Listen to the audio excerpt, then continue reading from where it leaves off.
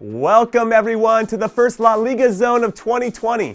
I'm Jimmy Conrad, and after a 2-week break in the action, this weekend marked the return of the best league in the world, which showed us which clubs and players took advantage of this extra rest during the holidays, and which ones maybe ate a little too many calories. Yum, yum, yum, yum, yum. So let's do this. My top stories and best goals and saves from this weekend, as well as my man in fuego, are coming up right now.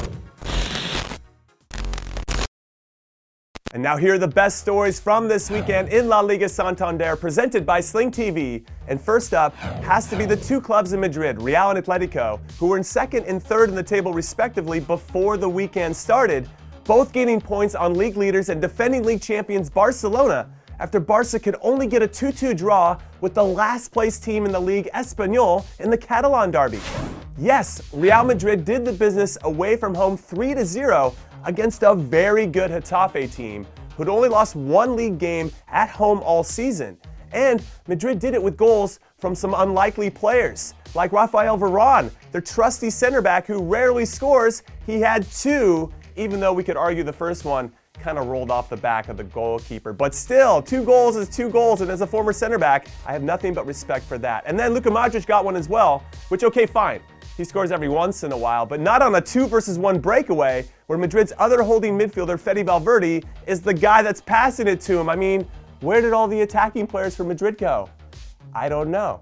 Though it was pretty cool to see that all go down. And not that it matters, right? Because this was a very good performance by a team in peak form. And then with Atleti, they ended up being on the right side of 3 goals being scored in 5 minutes in their game against Levante, as their number 10, the red-hot Angel Correa, who moved from super sub to starter in this one, well, he rewarded manager Diego Simeone's faith in him by scoring the opening goal before Atleti center back Felipe scored his first ever La Liga goal, which ended up as the game winner in Atleti's massive 2-1 win, which helped the club win 4 straight league games for the first time this season, and it helps keep them only 5 points off the top of the table. And speaking of the top of the table, it's time to discuss Barcelona, because after a slow start to the first half of their local derby against Espanyol, they put in Arturo Vidal at halftime, and his energy made a big difference, which included him scoring a powerful header at the back post off a cheeky pass from Luis Suarez, which gave Barca the 2-1 lead. But it was a lead that they could not hold on to, as the relentless Espanyol, who kept pushing and pushing until the very end, got a goal from super sub Wu Lei in the 88th minute to earn a share of the spoils in their very exciting 2-2 draw. And then finally, I want to give some love to the 2 La Liga clubs that start with V, Valencia and Villarreal, because after both clubs endured very slow starts to the season, Valencia have quietly only lost 1 league game in the last 2.5 months, which includes their 1-0 win over Eibar this weekend, and it puts them in 6th, only 4 points from the top 4. While Villarreal took down one of the best clubs of the first half of the season, Real Sociedad, away from home 2-1, with the game winner being scored by none other than club legend Santi Cazorla, which gives the Yellow Submarine their 3rd straight league win and puts them in 9th, only 3 points behind Valencia. So it looks like their fear of getting relegated is potentially over, assuming they can play at this current form, which is great news because this Villarreal team has so much talent. Anyway, that wraps up the top stories about your favorite league in the world, but as a reminder, make sure you do not miss a second of La Liga Santander action this season by tuning in live to Sling TV every weekend, because Sling TV is the official partner of La Liga in North America. And now it's time for my favorite part of the whole week. It's my top 3 goals from this past weekend in La Liga Santander. And you're going to notice a theme with these 3, because I am in love with the passing that set up each one. So with this theme in your mind, let's start with Celta's Santi Mina at number 3, because he does extremely well here to put it between the goalkeeper's legs after a great run and then tap it in. However, this ball from his teammate, Joseph Aidoo, is ridiculous. The vision, the weight of the pass, the anticipation of how he's going to see it all go down, it is absolutely superb, so inject it into my veins.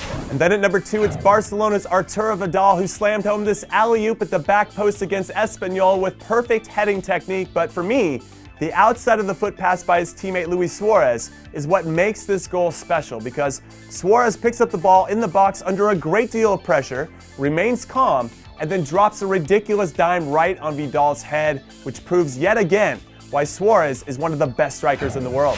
And finally at number 1, I'm going with Angel Correa from Atletico Madrid, because his cool and composed first-time finish off a sublime first-time cross from Trippier is what goal-scoring dreams are made of. Now Thomas Partey starts the action with a great ball into space for Trippier, who makes a well-timed run before he smartly picks out Correa with a super clean cross. I mean, this is the beautiful game at its most beautiful. I'm going to be honest, there's not a day that doesn't go by when I don't want to give some love to the goalkeepers for all of the underappreciated work that they do for their teams.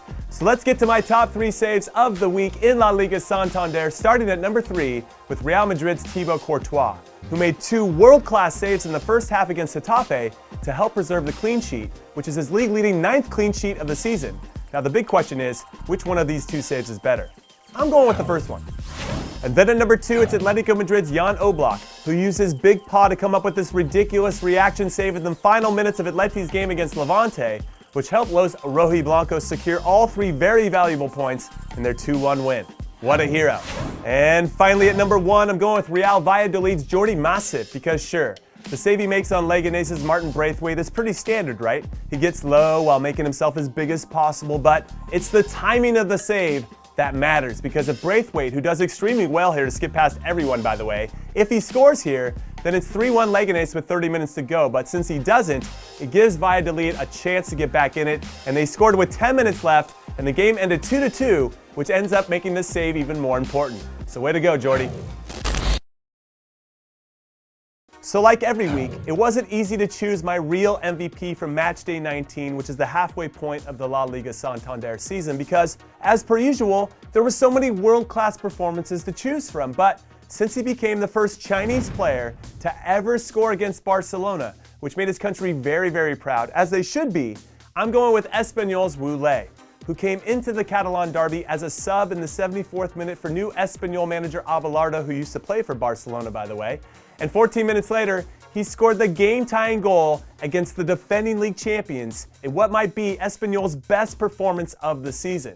So congrats to the other club in the city of Barcelona and my man in Fuego for this week, Wu Lei. Hopefully they can build on this momentum. Anyway, that is it. That is all I got for La Liga Zone for this week. But thank you for watching as always, and enjoy the upcoming games this weekend, especially Real Madrid versus Sevilla, because that is probably my favorite fixture. And I'll see you next week. Un abrazo.